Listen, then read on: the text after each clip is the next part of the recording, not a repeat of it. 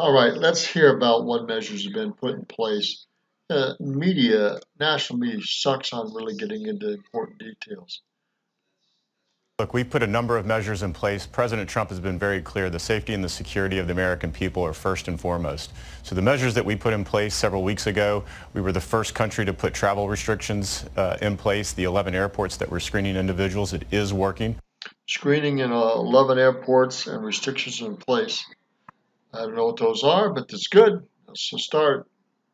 As you indicated at the top of your segment, there's only 15 cases in the U.S., and that's because of these measures that we put in place. So making sure that we screen all those flights coming from China. Any individual that's been in China in the last 14 days needs to be checked out not only by DHS medical professionals, but also CDC medical professionals.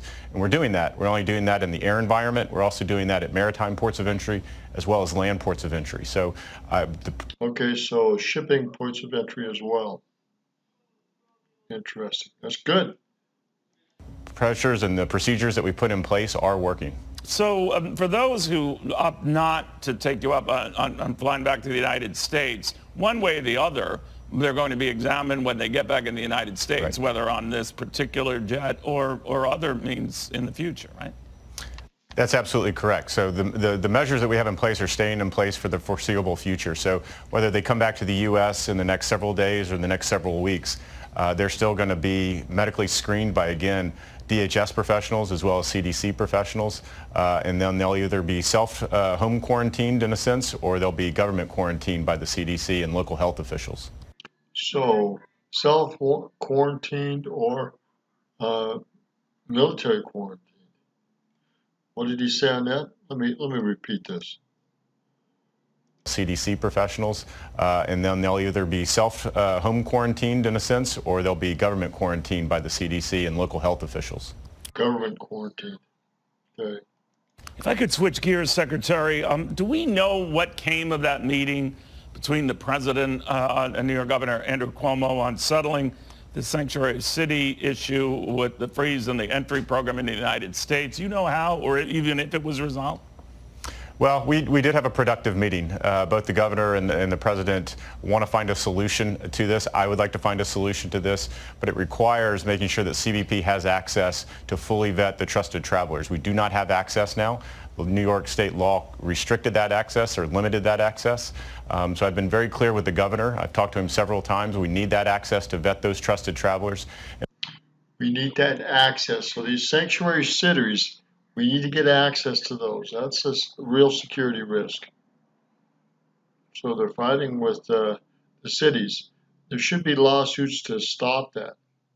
I would say overall, CBP and ICE needs access to the state DMV database for a number of law enforcement, customs, and other related national security reasons. And anytime we're building up walls or silos and information sharing with law enforcement is very, very dangerous. We see a number of states going this route, and we're taking action not only in the form of what we did last week, but also through lawsuits. The Department of Justice is... So they're taking lawsuits. Good.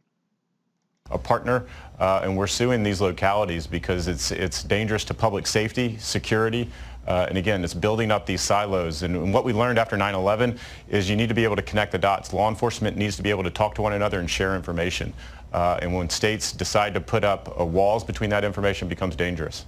You know, I'm just curious of why we haven't had a follow-up from this, though, Secretary, because obviously New York wants to remain a sanctuary state for the most part.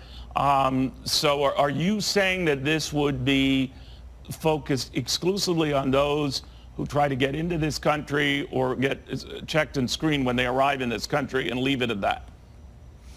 Well, we're certainly looking at that. Obviously, that's what New York would like to do. I'm also concerned making sure that CBP can do their customs job.